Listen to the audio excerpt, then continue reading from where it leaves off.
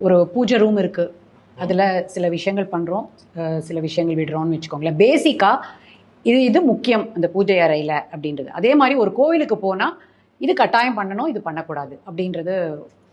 ரெண்டு விஷயம், பூஜை அறை, ரெண்டாவது கோவில். இந்த ரெண்டு விஷயத்துக்கும் அடிப்படை நம் ஹிருதயம். சனாதன தர்மத்தில் பகவான் எங்கு வாழ்கின்றான் என்று கேட்டால் சிறு குழந்தை, அது லிட்டில் சூப்பர் ஸ்டார்னு சொல்லலாம். பிரஹ்லாதன் சொன்னான், இறைவன் என்னுள் இருக்கின்றான். அந்த நம்பிக்கை இருக்கணும் இல்லையா? அவ்யயா புருஷா சாட்சி. இப்போ ஒரு குப்பையை போடும்போது கூட நான் சொல்றேன், யாரையும் குறிப்பிட்டு சொல்லல, போடும்போது கூட நம்ம என்ன பண்ணுவோம்னா, யாராவது இங்க இருக்காளான்னு பார்த்துட்டு தான் போடுவோம். நமக்கு அப்ப புரிய மாட்டேங்கிறது, இங்கேருந்து ஒருத்தர் பார்த்துட்டு இருக்காரு. அவ்யயா புருஷா சாட்சி. அதனால இறை அருள் இருப்பது நமக்குள்ள. ஆனா நமக்குள்ள இருக்கக்கூடிய பகவானை நாம் இருக்கன்னு தெரிஞ்சுக்கலாமே ஒழிய உணர முடியுமான்னு கேட்டா அது ஒரு பெரிய ஒரு ரமண மகர்ஷி, காஞ்சி மகா பெரியவர், ராமானுஜர், தேசிகன் போன்ற மகான்கள் எல்லாம் பார்க்கக்கூடிய விஷயம். நம்மளால சட்டுன்னு சாட்சாத்காரம் பண்ண முடியாது. அப்ப நம்ம என்ன பண்றோம், உள்ள இருக்கக்கூடிய பரம்பொருளை வீட்டுக்குள்ளேயே எங்கேயாவது வைக்கலாமான்னு பார்த்து ஒரு பூஜை அறை, சுவாமி சன்னதி, பெருமாள் சன்னதின்னு ஏற்படுத்தும். இப்போ வீட்டுல அந்த அளவுக்கு சாக்ரோசாண்ட் ஆக்க முடியாது. ஏன்னா அந்த பூஜை அறை பக்கத்துலயே ஒரு பாத்ரூம் இருக்கும், பூஜை அறைக்கு பின்னாடி கிச்சன் இருக்கும், இதுக்கு பக்கத்துல ஒரு பெட்ரூம் இருக்கும். அந்த ஒரு சரௌண்டிங்ஸ் ஆப்டா இருக்காது. இதே இறையருளை தூக்கி நான் பெரிய கோவில், ஒரு சோழனோ பாண்டியனோ சேரனோ பல்லவனோ கட்டின கோவில்ல வைக்கிறோம். அதனால இங்கேருந்து பூஜை அறைக்கு போற, பூஜை அறையிலேருந்து கோவிலுக்கு போற. இப்போ முதல்ல நம்ம எவ்வளவுக்கு எவ்வளவு காதால கேட்கிறோமோ, எவ்வளவுக்கு எவ்வளவு பகவானை உணர்கின்றோமோ, உள்ளுக்குள்ள இருக்கக்கூடிய பூஜை அறை சுத்தமாயிடும். வீட்டுல இருக்கக்கூடிய பூஜை அறை, என்னுடைய அபிப்பிராயத்துல உங்க பூஜை அறையை எவ்வளவு சிம்பிளா வச்சுக்க முடியுமோ வச்சுக்கணும். இது என்னுடைய அபிப்பிராயம். ஒரு 108 படம், அப்புறம் அதுல 108 விக்கிரகம், இந்த மாதிரி காம்ப்ளிகேட் பண்ணிட்டேன்னா, இப்ப யோசிச்சு பாருங்க, இதை கேட்கக்கூடியவர்களுக்கு வயசு ஒரு டார்கெட் குரூப் சொல்றேன், ஒரு 40லேருந்து 55 வயசு இருக்குன்னு வச்சுக்கோங்க. 40 கீழே இருக்கவர்களும் கேட்கலாம், 55 வயசு மேல இருக்கக்கூடியவாளும் கேட்கலாம். இப்ப 40லேருந்து 55 வயசுனா ஒன்னும் ஒரு ஸ்கூல் கோயிங் கிட்ஸுக்கு அப்பா அம்மாவா இருப்பா, இல்லாட்டா 55 வயசா இருந்தா பாட்டி தாத்தாவாவே இருப்பா. இப்ப நீங்க உங்க சுவாமி சன்னதியில, பெருமாள் சன்னதியில ஒரு 90 படம் சேர்த்து வச்சிருக்கேன், 90 போட்டோஸ். தப்பு கிடையாது, எதுவுமே இதுல தப்பு கிடையாது. உங்க அபிப்பிராயத்துல உங்கள் காலத்துக்கு அப்புறம் இந்த 90 படங்களையும் உங்க குழந்தைகள் பாதுகாப்பாளா? யோசிச்சு பாருங்க, நீங்களே இந்த கேள்வியை கேட்டுக்கோ, உங்க குழந்தைகள் பாதுகாப்பாளா? அப்ப அது என்ன ஆகும்? இப்ப நீங்க போன உடனே உங்க பாடியை டிஸ்போஸ் பண்ணியாச்சு, வீட்டை டிஸ்போஸ் பண்ண உங்க குழந்தைகள் வரும். அப்ப என்ன பண்ணுவா, முதல்ல இந்த சுவாமி சன்னதியில இருக்கக்கூடிய படங்கள்லாம் கொண்டு ஏதாவது கோவில கொடுத்துருவா.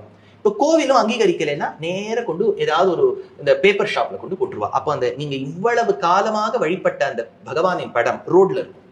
அதனால உங்க பூஜை அறையை எவ்வளவு சிம்பிளா வச்சுக்க முடியும். உங்க குலதெய்வம்னு ஒருத்தர் இருக்காரா, உப்பிலியப்பனா இருக்கலாம், ஸ்ரீனிவாசனா இருக்கலாம், அல்லது அண்ணாமலை திருவண்ணாமலையில் இருக்கக்கூடிய சிவபெருமானாக இருக்கலாம், ஏன் சுவாமிமலை முருகனாக இருக்கலாம், ஏன் ஒரு கருப்பண்ண சாமியாக இருக்கலாம், எந்த பரம்பொருளாக இருந்தாலும் அந்த ஒரு போட்டோ வச்சுக்கணும் போறோம். இஷ்ட தெய்வத்தைன்னு பல பேருக்கு இருக்கும். ஸ்ரீனிவாசர் குலதெய்வமா இருக்கலாம், குருவாயூர் கிருஷ்ணர் இஷ்ட தெய்வமா இருக்கலாம். அந்த படத்தை வச்சுக்கணும். 1-2 படம் இருந்தா போறோம். பிடிக்கிற இடத்தெல்லாம் போய் படத்தை வாங்குறது, படத்தை எல்லாம் கொண்டு பூஜை அறையில வைக்கிறது, இதையெல்லாம் செய்வதை தவிர்க்க வேண்டும். அதாவது ஆண்டாள் சொல்றா, எது எல்லாம் நோன்பு இருப்பதற்கு செய்ய வேண்டும், எதெல்லாம் செய்யக்கூடாது. வையத்து வாழ்வீர்கள் நாமும் நம்பாவைக்கு செய்யும் கிரியைகள் கேளீரோ, பார்க்கடலுள் பையத்துயின்ற பரமநடி பாடி. எது செய்ய வேண்டும்? நெய் உண்ணோம், பால் உண்ணோம். எது செய்யக்கூடாதுங்கிறார். செய்யக்கூடாதது என்ன என்றால் ரொம்ப படத்தை சேகரித்தல். இப்ப பாருங்க, இப்ப பிரிண்டிங் பிரஸ் எல்லாம் இருக்கு, தட தட தட ஒரு 1000 காப்பி போட்டுறா நம்ம கிடைச்சிருக்கு. 200 வருஷத்துக்கு முன்னாடி நம்ம மூதாதையர்கள் வீட்டுல இவ்வளவு படம் இருந்திருக்கும், ஏன்னா பிரிண்டிங்கே இருந்திருக்காரு. அப்ப என்ன பண்ணிருப்பா? அப்போ முக்கியமாக செய்ய வேண்டியது, திருமாலை வழிபடக்கூடியவர்களாக இருந்தால் சாலக்கிராம ஆராதனம், சிவபெருமான் பெருமாள் 2 பேரையும் வழிபடுவதாக இருந்தால் பஞ்சாயத்தன பூஜை.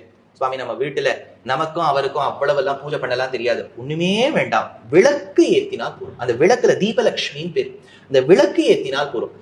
இப்போ படங்கள் குறைச்சுக்குங்கன்னு சொல்லிட்டேன், விளக்கு ஏத்துங்கன்னு சொல்லிட்டேன். 3வது செய்ய வேண்டிய ஒரு கிரமம், ஒரு நாளில் முடிந்தால் 3 வேளை, அல்லது வேண்டாம் ஒரே வேளை நீங்க சாதம் படைக்கிறேன், அல்லது இப்ப எல்லாம் பிரவுன் ரைஸ், லாப்சி, கீன்வா, எதுவாக இருந்தாலும் அது கொஞ்சோண்டு பகவானுக்கு காமித்து விட்டு சாப்பிடுங்கள். அவ்வளவுதான், கொடுக்க வேண்டாம். சும்மா இப்படி காமிச்சா போரு, கண்டருளுதல்னு பேர். கையில இப்படி வச்சுக்கோங்க, அப்படியே பகவானுக்கு வைங்கோ, இதை நீ அனுகிரகித்து விட்டாய், அவ்வளவுதான். வேற எதுவுமே பண்ண வேண்டாம். இதை வெள்ளி தட்டுல வச்சு உடனே அதுக்கு துளசி ஒண்ணுமே வேண்டாம்.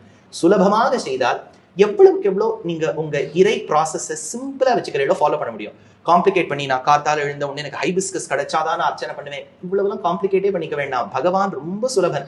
பத்திரம் புஷ்பம் பலம் தோயம் யோமே பக்தியா பிரயச்சதிங்கிற அர்ஜுனனை பார்த்து, உனக்கு ஒரு இலை கிடைக்கலையா, பழம் கிடைக்கலையா, பூ கிடைக்கலையா, வீட்டுல தண்ணீரை கொண்டு கொஞ்சம் வை எனக்கு, அதை நான் ஏற்றுக்கொள்வேன். மத்வாச்சாரியர் வியாக்கியானம் பண்றார், ஒருவேளை இந்த தண்ணீரும் இல்லாவிடில், ஐயோ உனக்கு ஒண்ணும் என்னால கொடுக்க முடியுதேன்னு கண்ணால 2 ஜலம் விட்டா கூட பெருமாள் போருமா, ஐயோ இது இந்த அளவுக்கு இந்த குழந்தை பண்றதேன்னு நினைக்கிறான், ரொம்ப சுலபன். அதனால கீப் யுவர் பூஜை அறை சிம்பிள்.